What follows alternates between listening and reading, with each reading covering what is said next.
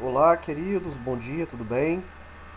Bom, estou aqui para iniciar o conteúdo novo, né, da semana do dia 1º de dezembro. É o primeiro conteúdo desse novo módulo, novo e último módulo, tá certo? É um módulo de revisão de conteúdos do sétimo ano, né, portanto do ano passado, para que vocês consigam, pelo menos nessa reta final da pandemia, a gente espera que seja a reta final, na verdade, né? Para que vocês entrem já no ano que vem com o mínimo é, no, na memória de vocês, né, com o mínimo necessário para entrarem no ano seguinte, né, no nono ano, tá certo? Bom, esse caderno, né, é um caderno só de revisão, como eu falei, e ele é só de exercícios. Então vamos às questões. Observe os mapas a seguir, né, e responda o que se pede, né? Aqui nós temos o Tratado de Tordesilhas, né, firmado em 1494, tá certo? Onde a leste, tudo a leste dessa linha, nesse novo território, pertenceria a Portugal e tudo a oeste a Espanha. E aqui nós temos o mapa político e regional do Brasil atual, tá? Muito bem.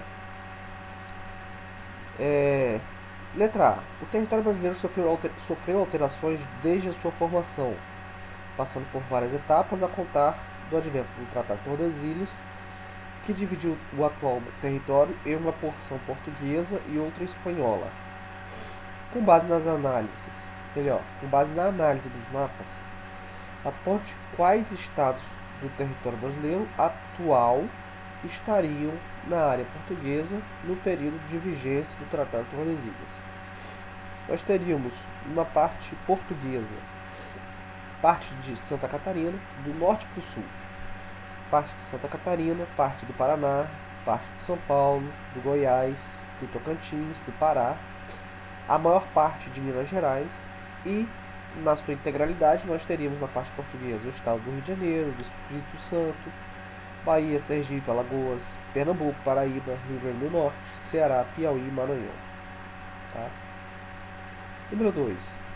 Observando as imagens abaixo, aqui teve um erro aqui, não tem imagens aqui embaixo, mas dá pra gente fazer a questão ainda assim. Considerando os principais grupos que auxiliaram na formação do povo brasileiro, negros africanos, índios e portugueses, responda: o que cada grupo representou na formação do território brasileiro? Quais as contribuições de cada um? Explique. Bom, os índios, os brancos, os negros africanos, cada grupo à sua maneira e em contextos sociológicos distintos, teve profunda participação na formação do povo brasileiro. Como assim, professor? Contextos sociológicos.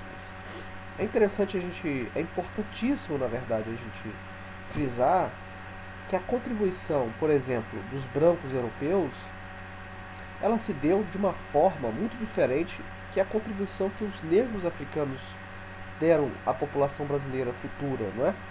Porque os negros africanos, afinal de contas, eles eram escravos. Eles estavam aqui a contragosto, né? Eles foram capturados, sequestrados no continente deles, né? De onde eles vieram. Claro que depois eles nasceram aqui, mas é óbvio que a contribuição que eles deram se deu em contexto diferente, né?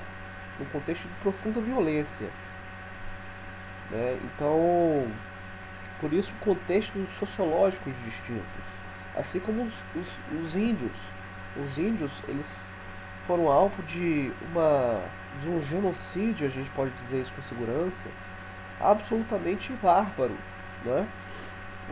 Estima-se que antes da chegada dos europeus no continente americano como um todo, pelo menos na América do Sul, havia 80 milhões de pessoas vivendo aqui, né? Hoje nós não temos uma fração disso, tá certo? Então, óbvio que num contexto histórico como esse, histórico e sociológico como esse, as contribuições dos índios é, são muito diferentes, né? E poderia ter sido diferente se fosse de outra forma, tá certo? Pois bem, então isso explica essa frase em contextos sociológicos distintos, né? Mas continuando, os índios eram os habitantes originais desse continente e foram quase dizimados.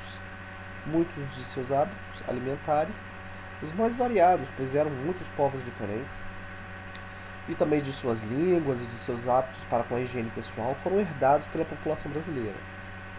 O mesmo pode ser dito dos negros africanos, com suas músicas, sua culinária, suas línguas, entre outras contribuições.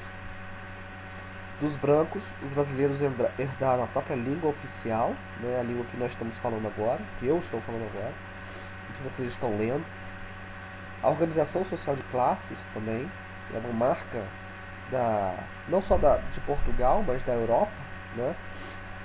A religião, que ainda seja a religião oficial, né, o cristianismo, especialmente o cristianismo católico, misturou-se com elementos religiosos de outros povos com os quais os portugueses se relacionaram, né? Especialmente os indígenas e os índios, né? E os negros africanos, tá certo? Então aqui é a resposta da número 2. A número 3, associe corretamente as colunas. Então nós temos aqui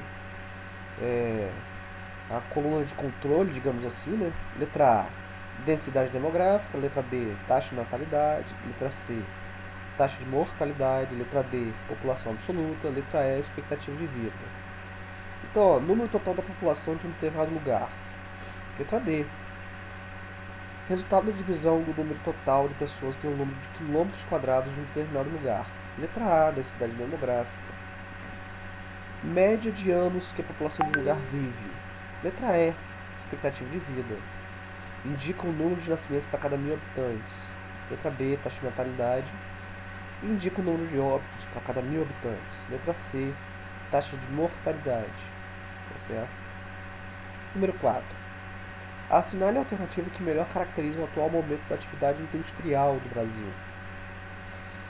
Vejam bem, por que é a letra C? Porque apesar de nós estarmos vivendo ainda, quer dizer, já começarmos a viver, né, a gente já está começando a observar uma desconcentração industrial no país, nós ainda temos no Sudeste, né, uma grande concentração industrial e uma concentração de mão de obra também, porque a maior parte da população brasileira está no litoral, sim, é verdade, e